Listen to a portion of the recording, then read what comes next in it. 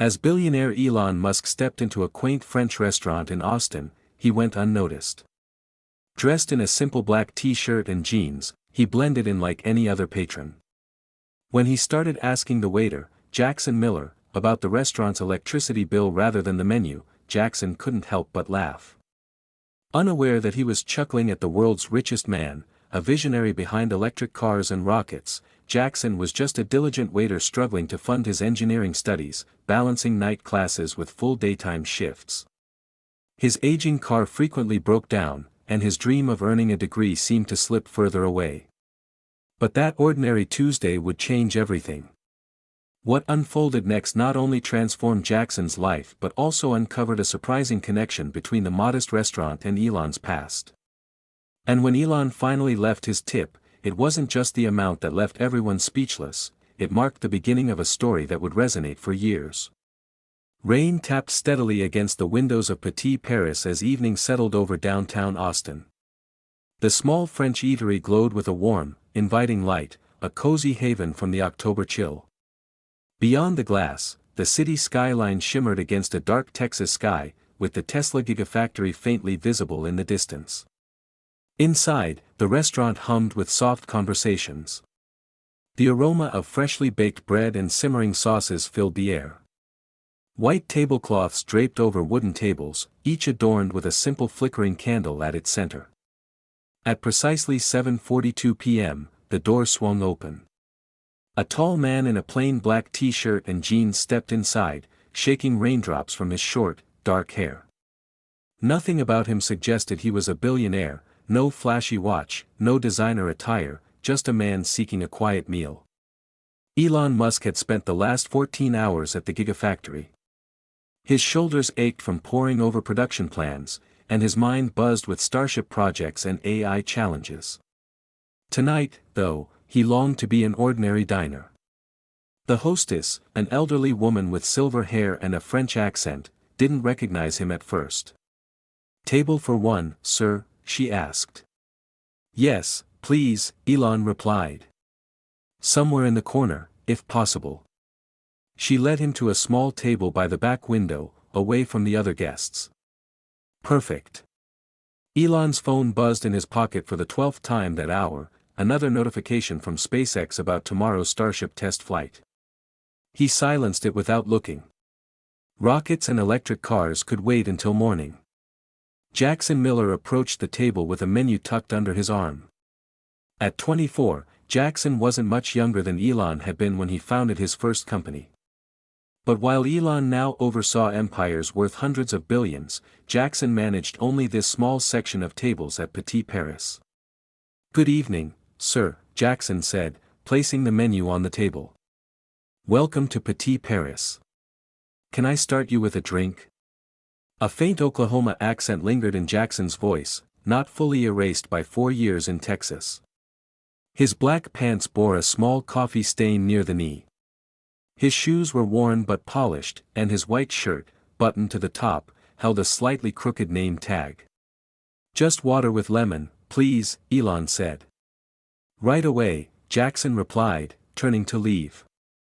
When Jackson returned with the water, Elon was studying the ceiling fixtures. "Your water, sir," Jackson said. "Are you ready to order, or do you need more time?" "Those are standard bulbs, aren't they?" Elon asked, still gazing upward. Jackson followed his gaze, puzzled. "I believe so. Is something wrong with them?" No, I just noticed," Elon said, taking a sip of water. "What's your monthly electric bill here? This place could save a lot with LED lighting and a small solar setup." Jackson couldn't hold back a laugh, not a mocking one, but one of genuine surprise. "Who comes to a French restaurant and asks about the electric bill?" "Sorry, sir," Jackson said, still grinning. "Most people here talk about the food, not our utility costs." A woman at a nearby table looked up, followed by a man at the bar. Something in the man's voice had caught their attention. And they now studied him more closely. Elon didn't seem offended. He offered a small smile and shrugged. "Fair enough. I'll have the grilled salmon with vegetables, please."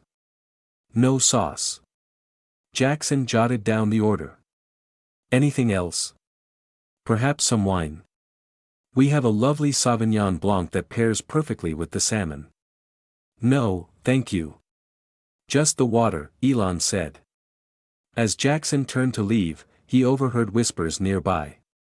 He glanced back at his customer. Something about him seemed familiar, the sharp jawline, the focused eyes. Where had he seen that face before? Oh my gosh, whispered a college-aged girl at a table near the window. That's Elon Musk. Jackson froze mid-step.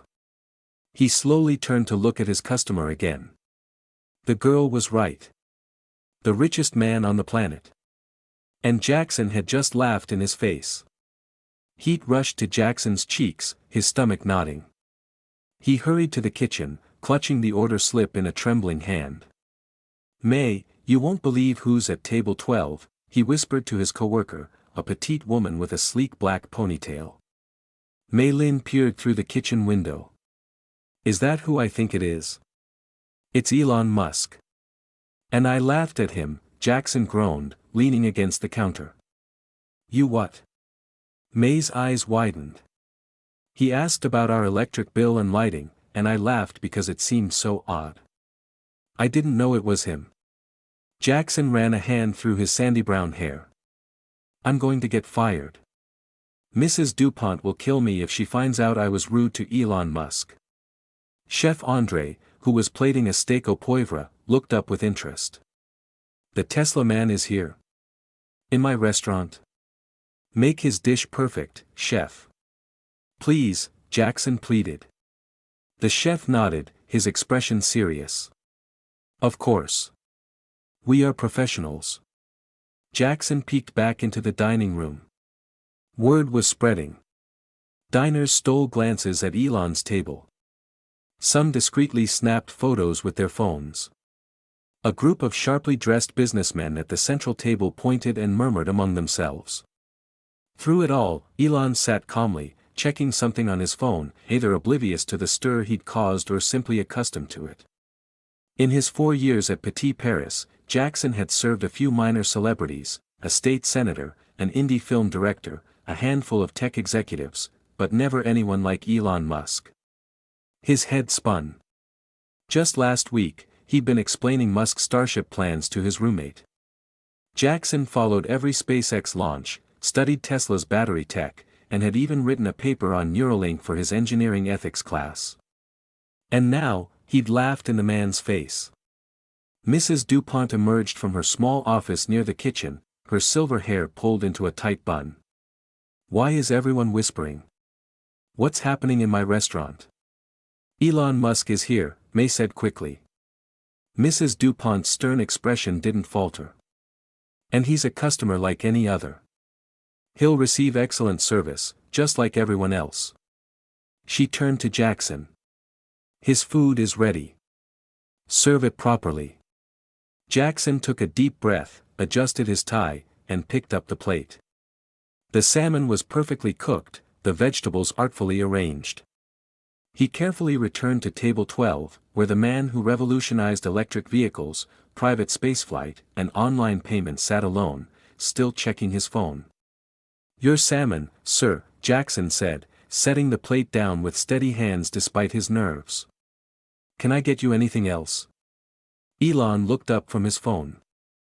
For a brief moment, his eyes met Jackson's, and the young waiter felt as though he'd been scanned and assessed in an instant. Actually, Elon said, setting his phone aside, tell me something. Why did you laugh earlier? Most people don't laugh when I make suggestions. Jackson swallowed hard. This was his chance to apologize. I'm so sorry, Mr. Musk. I didn't recognize you, and I thought it was unusual for a customer to be concerned about our electric bill. I understand now why you asked. It was completely unprofessional of me.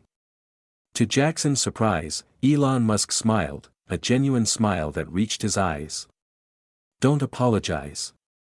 In fact, it's refreshing. Not many people laugh around me anymore. He picked up his fork. Thank you for the honest reaction. Jackson nodded, relief washing over him. "Enjoy your meal, sir." As Jackson walked away, he had no idea that this ordinary Tuesday shift was about to change his life forever. "Did you apologize?" Mei Lin whispered as Jackson returned to the kitchen, her dark eyes wide with excitement. "Yes, and he was really nice about it," Jackson said, still stunned. "He said my laugh was refreshing." Through the small round window in the kitchen door, Mei peered out. "I can't believe Elon Musk is in our restaurant. My brother works at Tesla and says no one ever sees him eating out." Chef Andre looked up from the stove, where he was searing a dessert. "My cousin in California told me Musk works 20 hours a day and sleeps on a couch in his office." Jackson grabbed a pitcher to refill water glasses. "Well, he's here now, acting like a normal person. He didn't even order wine or anything fancy." Mrs. DuPont clapped her hands sharply. "Enough gossip. We have other customers. Jackson, table 7 needs their check. May, your food for table 3 is ready." As Jackson moved through the dining room, he couldn't help glancing at Elon's table. The billionaire ate quietly, seemingly lost in thought. Unlike the businessman at the central table, who laughed too loudly and kept name-dropping companies, Elon seemed to want no attention at all.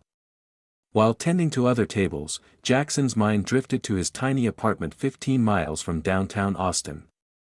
He shared it with 2 roommates, Kyle, a bartender, and Deshaun, who worked at a tech support call center. Their place was so small that Jackson's bedroom was a converted dining nook with a curtain for a door. His shift wouldn't end until 11 p.m., and then he'd drive home in his battered 2009 Honda Civic. Last week, the car had stalled after class, forcing him to call Deshaun for a ride. The repair cost $340, money Jackson had been saving for next semester's textbooks. Jackson had moved to Austin from Lawton, Oklahoma, 2 years ago. His hometown was small, offering little opportunity for those dreaming of a bigger future. His mother, Sandra Miller, still lived there, working as a nurse's aide at the local hospital. She had raised Jackson alone after his father left when he was 4. Sandra always believed in her son's potential. "You've got a mind made for solving problems," she'd tell him when he took apart the microwave to see how it worked, or stayed up late building model rockets in middle school, or won the state science fair with a solar-powered water filter in 10th grade. But belief couldn't pay for college. Jackson's grades earned him a partial scholarship to Oklahoma State University, but even with student loans, the funds fell short. So instead of engineering school, Jackson worked at a Lawton Walmart, saving every penny and taking classes at a local college when he could afford it. Moving to Austin had been a gamble. Sandra had cried at the bus station, pressing $220, all she could spare, into his hand. "Go do something amazing," she'd said. 2 years later, Jackson was still struggling to stay afloat. He worked 40 hours a week at Petit Paris, attended evening classes at Austin Community College studying electrical engineering, and sent $200 a month to his mom, who pretended she didn't need it. Jackson refilled a water glass at table 4, smiling politely at the patrons, 2 women discussing a marketing campaign. He had learned to be invisible while serving people. Wealthy customers, in particular, rarely noticed waiters unless something went wrong. "Order for table 12, Chef Andre called." Jackson returned to the kitchen, where a perfect chocolate soufflé awaited. "Did he order dessert?" "No," Andre replied with a wink. "It's on the house, my special recipe." Jackson carefully carried the soufflé to Elon's table. "A compliment from our chef," he said, placing it on the table. "He thought you'd enjoy our special chocolate soufflé." Elon looked up, surprised. "That's very kind. Please thank him for me." Jackson nodded. He started to turn away but then, gathering his courage, turned back. "Mr. Musk, I just wanted to say I'm studying engineering at ACC, and your work with Tesla and SpaceX is incredibly inspiring. The way you tackle climate change and aim to make humanity multiplanetary, that's why I want to be an engineer." The words tumbled out before Jackson could stop them. His face flushed. The last thing Elon Musk probably wanted during dinner was a starstruck waiter fawning over him. But Elon set down his fork and looked at Jackson with genuine interest. What field of engineering? Electrical engineering, with a focus on sustainable energy systems, Jackson replied. I'm particularly interested in grid-scale energy storage solutions. Elon nodded approvingly. That's exactly what we need more of. The technical challenges there are significant. I know, Jackson said. I've followed developments in solid-state, battery, and flow systems. The materials science is fascinating. It felt like a dam breaking. For months, Jackson had been brimming with thoughts and ideas about engineering challenges, but he had no one to talk to who understood or cared. Kyle and Deshaun were great roommates, but their eyes glazed over when Jackson talked about energy density or conversion efficiency. Mrs. DuPont appeared at Jackson's side, her expression stern. Jackson, the other tables, it's all right, Elon interjected, addressing her. Your waiter and I are just discussing engineering. I'm enjoying the conversation. He turned back to Jackson. How much longer do you have in your program? Mrs. DuPont's eyebrows rose, but she stepped back without another word. I'm about halfway through, Jackson explained. It's taking longer than usual because I can only afford part-time classes while working full-time. That must be tough, Elon said. Jackson shrugged. It's what it is. My mom couldn't afford college for me, so I'm figuring it out as I go. If everything goes perfectly, I'll finish in 3 years. And if things don't go perfectly? Elon asked. Jackson let out a small, rueful laugh. Then it'll take longer. My car broke down again last week, the 3rd time this year. Every repair is money that doesn't go toward school. He paused, suddenly self-conscious. Sorry, I shouldn't be bothering you with my problems. You're not bothering me, Elon said. I'm interested. The world needs more engineers thinking about sustainable energy. A loud burst of laughter erupted from the center of the restaurant. One of the businessmen was telling a story, gesturing wildly with a glass of red wine. So I told him Tesla's just a bubble waiting to pop. More laughter followed. Jackson noticed Elon glance briefly at the noisy table before returning his attention to the chocolate soufflé. Don't you want to go tell them who you are? Jackson asked quietly. Shut them up real quick. A faint smile played at the corner of Elon's mouth. Why would I do that? Let them enjoy their evening. Jackson was struck by this. If he had achieved even a fraction of what Elon Musk had, he'd probably want to correct people who were wrong about him. Mei Lin appeared at Jackson's side. Sorry to interrupt, but Table 9 needs more bread, and Table 5 is asking for their check. Yes, sorry, Jackson said. He turned back to Elon. Enjoy your dessert, sir, and thank you for listening. As Jackson hurried to the other tables, he felt lighter somehow. Even a brief conversation with someone who understood his passion for engineering had re-energized him. Maybe tomorrow he'd get through his evening classes without falling asleep, despite working double shifts.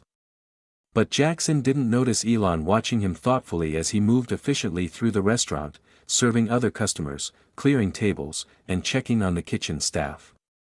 Nor did he see Elon pull out his phone and make a brief note before returning to his soufflé. The evening wore on, and the restaurant grew quieter. The businessmen paid their hefty bill and left, still loudly discussing their boats and vacation homes.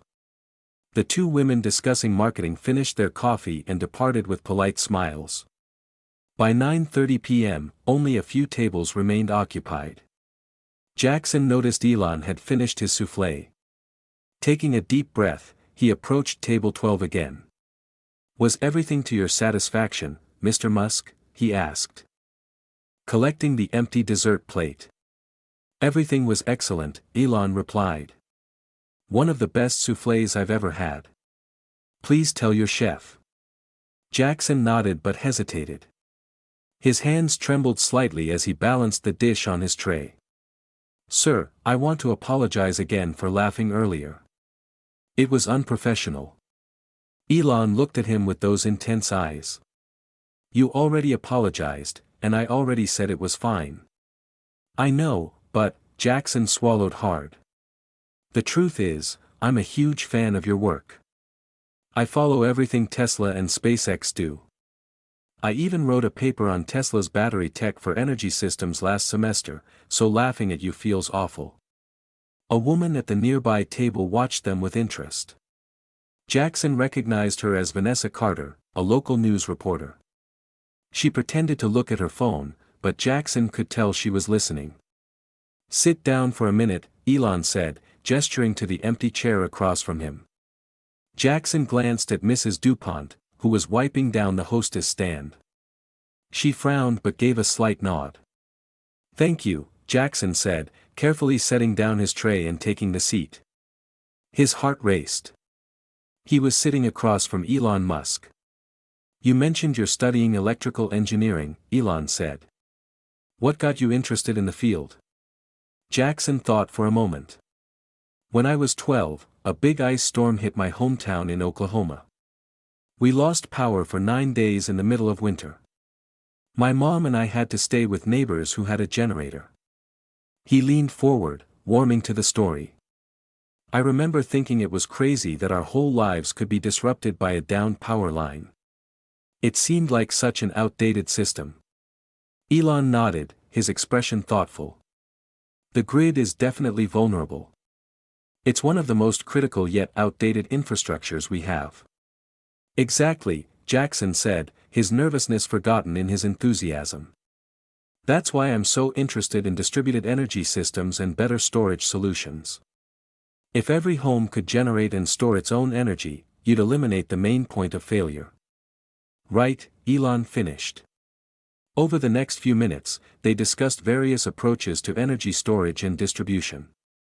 Jackson was struck by how effortlessly Elon explained complex concepts, breaking them down into digestible parts. This concludes our narrative journey. I trust you found this gripping saga of intrigue, cutting-edge innovation, and astonishing discoveries captivating. From where are you tuning in today?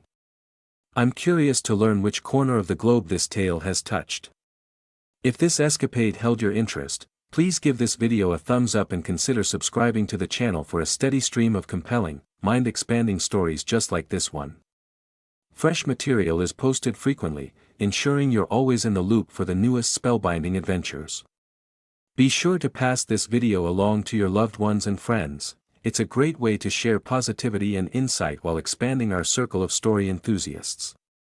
Your encouragement is invaluable. Thank you for joining me, and I look forward to welcoming you back for the next tale.